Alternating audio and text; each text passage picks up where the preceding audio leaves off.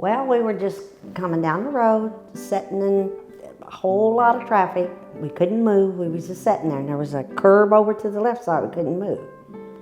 And this lady in the car was driving behind us. And when I seen like this here, I said, this lady's going to hit us. And here she comes, like this. She got right close to us and wham, right in the side of the truck.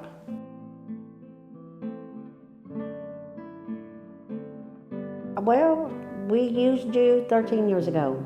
Some old guy coming down South Florida Avenue, run a light. He hit the truck sitting next to us. That truck ran into us, and he ran in through the flower shop.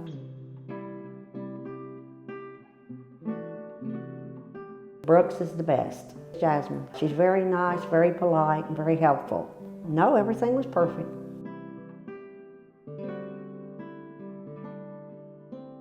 I definitely would. Just thank you all very much for all your good help.